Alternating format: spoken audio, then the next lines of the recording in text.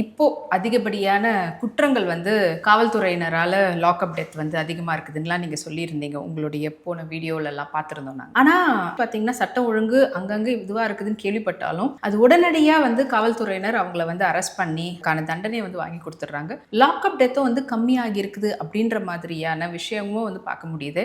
அப்புறமா ஏன் இந்த குற்றச்சாட்டு நீங்க வச்சுக்கிட்டே இருக்கிறீங்க? 5 வருட ஆட்சியில் 50க்கும் மேற்பட்ட லாக்அப் டெத் நடந்திருக்கு. முந்தைய ஆட்சியிலையும் இதே மாதிரி ஒரு 50க்கும் மேற்பட்ட லாக்அப் டெத் இப்பயும் நடந்தது. 2026 கோயில் காவலாளி அஜித் குமார் ரொம்ப சித்திரவதை செய்யப்பட்டு இப்படி சாத்தான்குளத்துல வந்து பெனிக்ஸ் ஜெயராஜ் படுகொலை செய்யப்பட்டார்கள். கோயிலுக்கு வெளியே வந்து சித்திரவதை செஞ்சு அவங்கள கொலை பண்ணாங்க. சட்ட ஒழுங்கு பிரச்சனை. அண்ணன் ஆம்ஸ்ட்ராங் அவர்கள் பட்ட பகலில் பொது ஜனங்கள் மத்தியில மிக பயங்கரமான முறையில் கொலைவெறி தாக்குதல் நடத்தப்பட்டு படுகொலை செய்யப்பட்டார். யார் இதற்கு மூளையாக செயல்பட்டார்கள் இதை வந்து கண்டுபிடிக்கல.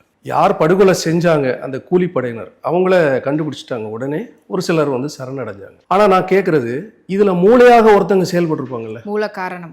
எஸ், அவருடைய தலைக்கு வந்து பல கோடி ரூபாய் விலை பேசப்பட்டு யார் இதை வந்து செய்ய தூண்டியது இதுவரையிலும் அது வந்து கண்டுபிடிக்கப்படவில்லை. ஒரு விஷயத்தை நீங்க வந்து கவனிக்கணும். அண்ணன் ஆம்ஸ்ட்ராங் அவர்கள் அவருடைய அந்த கடைசி காலங்களில் அவர் பேசுகிற மேடைகள் பூரா ஆளுங்கட்சியான திமுகவை வந்து வெகுவா விமர்சித்து பேசினார். அதே ஆளுங்கட்சி ஆட்சியில தான் அவர் படுகொலை செய்யப்படுகிறார். ஆனால் அது வந்து யார் செஞ்சாங்க, யாரை தூண்டி விட்டாங்கன்னு இப்போ வரைக்கும் கண்டுபிடிக்கப்படுது. இது ஒரு மர்மம் தானே. இப்போ அவருடைய மனைவி கணவனுடைய படுகொலைக்கு வந்து நீதி வேண்டும் சொல்லி இன்னைக்கு வந்து பொற்கொடி ஆம்ஸ்ட்ராங் அவங்களுக்குமே நிறைய த்ரெட் இருக்கு. அவங்க சொல்றாங்க நிறைய மிரட்டல்கள் இருக்கு அப்படின்னு சொல்றாங்க. இருந்தாலும் அந்த பெண்மணி வந்து தன்னுடைய கணவனுடைய படுகொலைக்கு நீதி வேண்டும், நியாயம் வேண்டும் என்பதற்காக அதற்கு எதிரணியான அதிமுக கட்சியில் இன்று வேட்பாளராக களமாடுகிறார். அப்போ இன்னைக்கு நானும் வந்து திமுக கட்சியை விமர்சிக்கிறேன், நிறைய கட்சிகளை விமர்சிக்கிறேன். அப்ப எனக்கு நாளைக்கு இந்த நிலைமை வருமா? அப்ப என்னுடைய மனைவியும் குழந்தை இது போல சென்று வீதி வீதியா போன்று என் கணவனுக்கு நியாயம் வேண்டும்